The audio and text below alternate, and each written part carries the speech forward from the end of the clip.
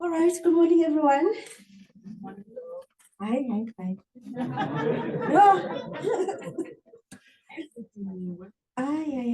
Okay, so first and foremost, I'd like to acknowledge those who are on the virtual platform who've joined us this morning. Welcome to the Library Research Day, previously the Library Research Week. We should see how maybe we can make it the Library Multi-Day event instead of just one day, because I think there's so much to work through and to share. I would like to specifically thank the library, Wetu and her team, for organizing this event for us. I would also like to specifically acknowledge Melissa Badenhorst, who is from WWIS, and Ms. Zine Sapula from Sanlik, who will be part of the presenters sometime during the day. Speakers, panelists, moderators, and those that are in the room. Thank you for your attendance.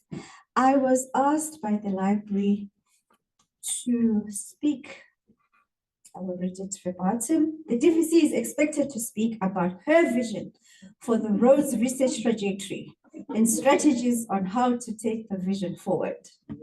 So I will be sharing over the next 15 to 20 minutes some of my thoughts about where we are as a university in terms of research, especially being a research-intensive university, and where I think we should be going over the next few months, rolling into years. So I was listening carefully to hear how Debbie would introduce me. Where should I point it for it to change? Side. Up and down, even if it's not right. It's not down. Oh, I see. So this is if you want to go back. Yeah.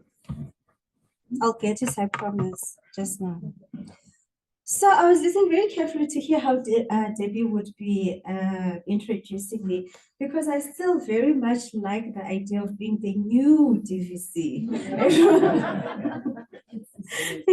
So it's been a few months, about 16 months to be exact. And I am delighted to say I am still as excited about being at Rhodes University as I was on the first day that I arrived. And why is that? Despite the potholes, despite the donkeys, I think Rhodes University is probably, in terms of research, the nation's best kept secret. We have the most exciting environment for research. We have thriving research units, research centers, centers of excellence, institutes, academic departments that are all doing such amazing work. But I must say, it does tend to be hidden most of the time. I cannot tell you the number of times I've spoken to people and said, this is what's happening at Rhodes, and they say, yeah, but we don't know about it. Or, yeah, but who knows about it? And I think this is something that we should work very hard to change. So why did I come to Rhodes? I came to Rhodes because of its reputation for research excellence. Nothing more, nothing less. And a desire to contribute, of course, to that environment. So it's not the DVC's vision. It is the institutional vision, and it is well captured in the institutional development plan. And excuse us, people on the virtual platforms, but we're going to sort out something internal here. Can I just get a show of hands? How many of you have read the IDP? There shall be no punishment, and I shall not judge. I shall not judge. Okay, so I'm pleased. I mean, almost 100% of the people in the room have read the ITP. This is where we've articulated our vision as an institution across all the university missions, not just research and innovation. The research and innovation ambitions are captured under Goal 4 of the IDP. That particular goal has about 15 different objectives. And the very first one is supporting the culture of research excellence across the university. And I think today is dedicated to that. Today is a practical expression of one of our support departments partnering across the university in support of research excellence at the university. So I'm very pleased that we're actually living up to the intention that is captured in the IDP. There are 15 objectives, as I've said, and I think if we were to break them down, my own analysis is that we can cluster those 15 objectives into at least 4 different major thematic areas. The first area is about the people at Rhodes University. Research is first and foremost a contact sport. Research is about people. If you don't take care of people, you probably won't have a thriving research environment. Who are our people? Who are Rhodes University people? So we're thinking of our students, our postgrad students at the beginning of what I would call the research excellence development pipeline, our postgrad students, our postdoctoral fellows, our early career academics, specifically those in programs such as the NGAP, as well as our academics that are still embarking on doctoral degrees and those who have just obtained their doctoral degrees. Mid-career researchers, I must say, once people get to the senior lecturer level, there does tend to be for lack of a better word, and borrowing from the concept of a missing middle. It appears that a lot of what we design for research support is either geared exclusively for early career academics or for established and leading researchers. And when we get to the people in the senior lecturer roles and in the associate professor roles, there tends to be more challenges in terms of what they can access, in terms of all kinds of support to support their research trajectories. So we've got that group which needs specialized and focused attention. And then, of course, we've got our established and leading researchers. So these are the people that make up the Rhodes ecosystem of research excellence. And they're distributed across the board from our departments all the way through to our entities. Then we have flagships, research chairs, research entities, and thematic areas. I think I've spent a lot of time this year talking about why it's important to have these 3 categories of flagship instruments for global profiling of excellence of research at Rhodes University, for marketing, for visibility, for attracting students, for attracting potential partners, for attracting collaborators. So we are giving a lot of attention to how we're going to grow that. When it comes to research chairs, we need to diversify the profile of our research chairs. By that, we know that we tend to have, at the moment, a lot of the researchers or the chairs clustered within humanities, science, and what's the third one? Education, Eureka.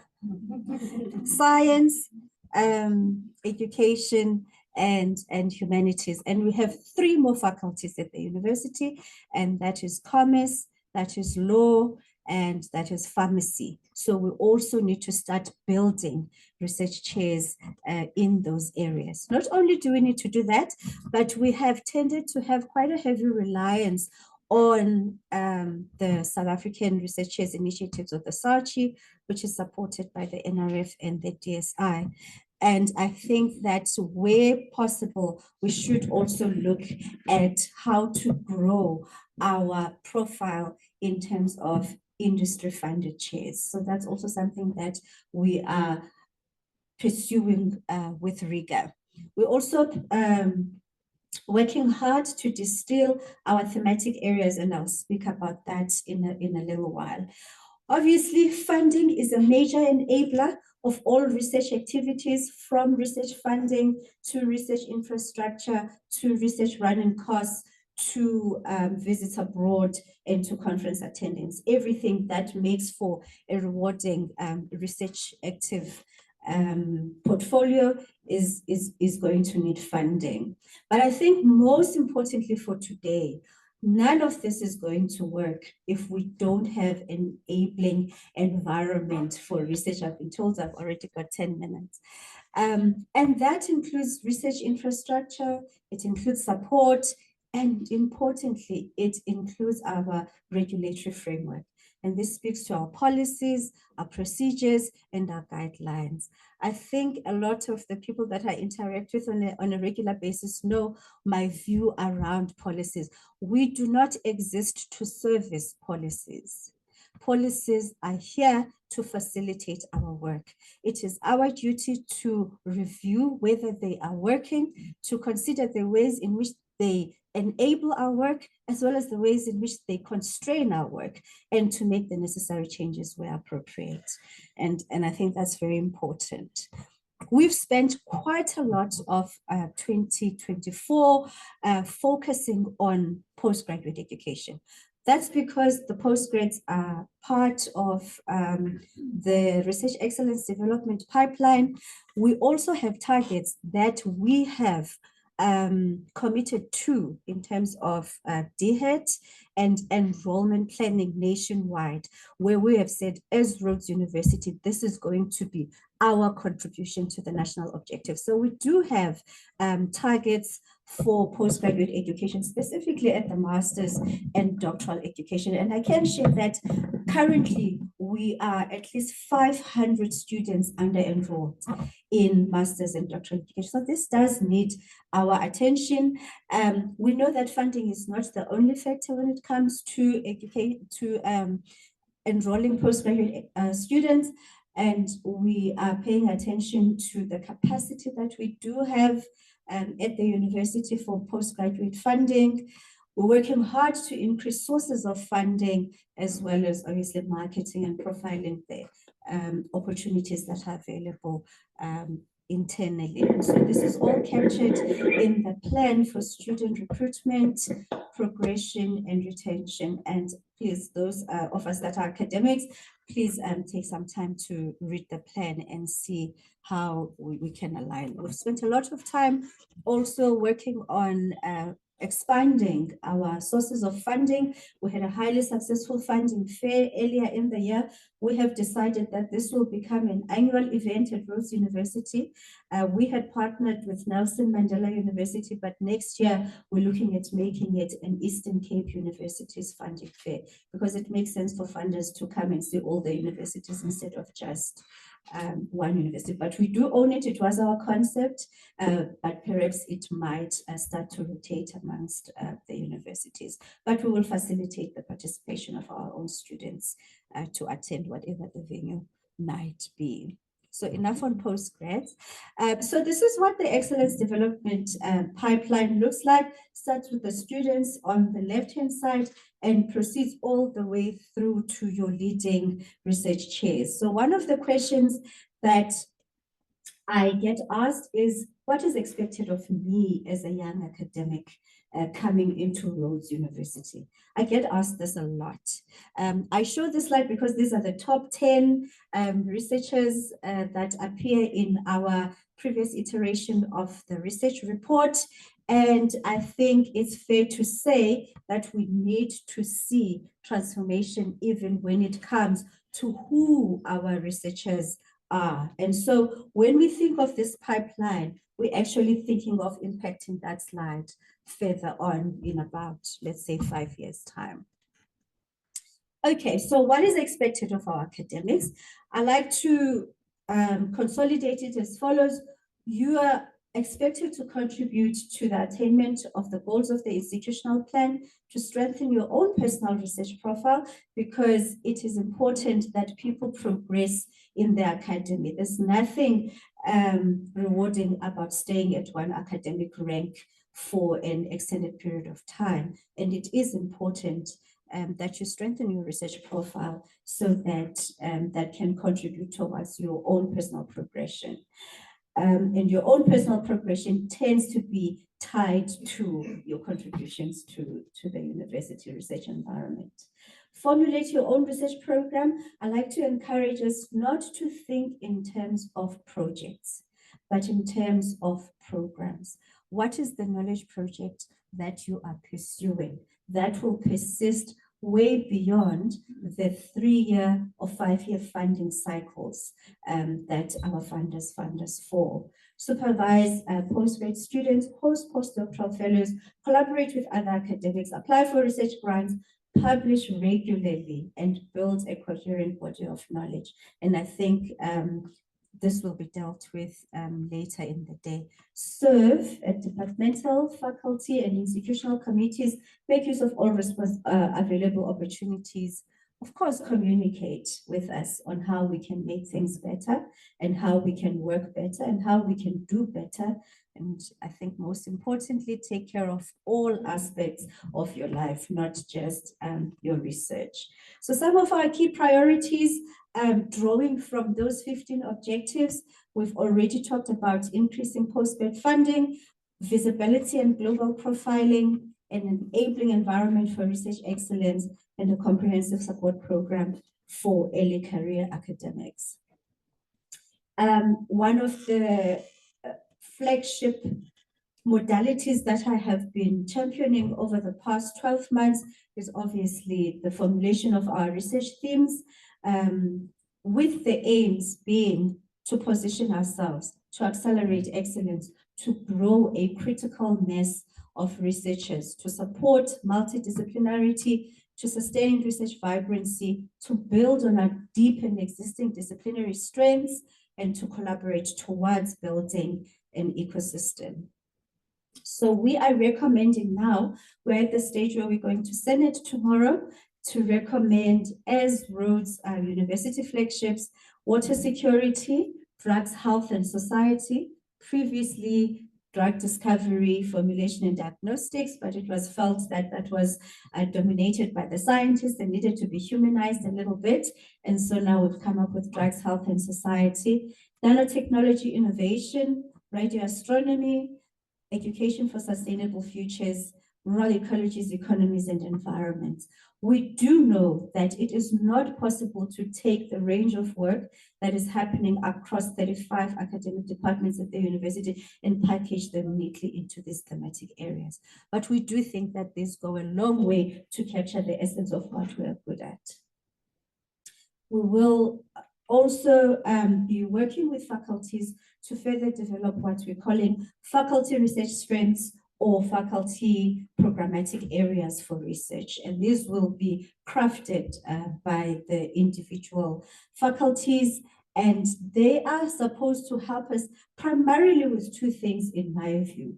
The first one, providing an opportunity, especially for mid and early career researchers, to come into working groups that can then put forward big, coherent research programs that we can then compete for big funding. And that big funding will take care of multiple researchers, postgrad students, postdocs, and hopefully move us towards more and more into the area of supervising our students as cohorts and as teams of supervisors. Because if you continue along the lines of the traditional one-on-one apprenticeship type supervision, you quickly get saturated.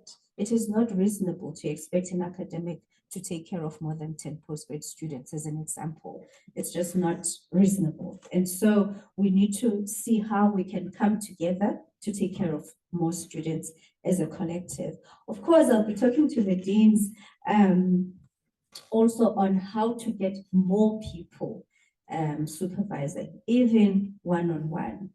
And so we're not going to move completely away from one-on-one supervision, but we're going to use opportunities to look at cohorts of students.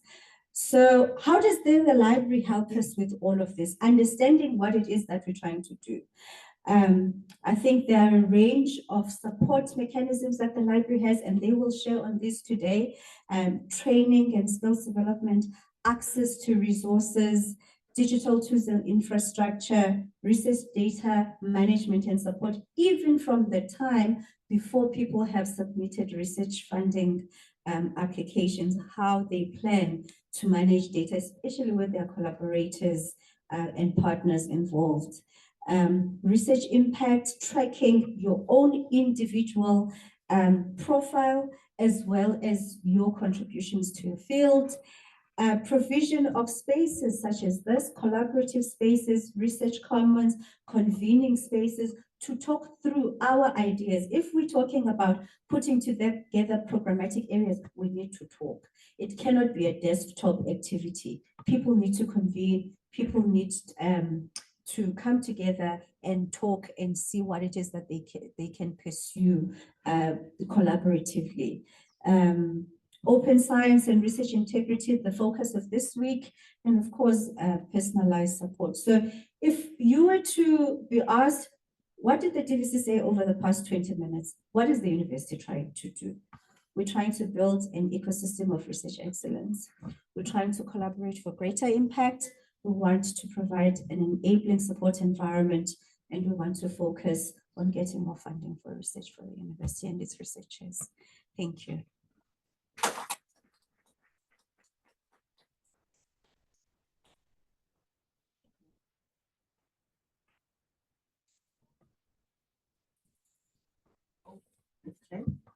Okay, so I know there are 10 minutes. I don't like to hit and run. I do like to receive feedback. So I know there's 10 minutes between my talk and the next one. Yes, and there's a pretty thing. Yes, yes. Don't open it now. I won't though. open Okay, it. this is a token of appreciation for the time and effort you have taken in preparing for this day, and many more other things that we don't need to mention here that you have done for the library. Yeah. And thank you so much. Thank you very much, Roxanne. Do I get time to converse with my colleagues? Prof. Rosenberg. My question is about the secret parts of the best kept secret. The library has a role in supporting us as an institution. Does the library have a role in supporting us as an institution to profile our fantastic research more? Yes. We clear that an individual researcher can get support with the org ID and other aspects of getting their work out there. But what about our research profile as an institution?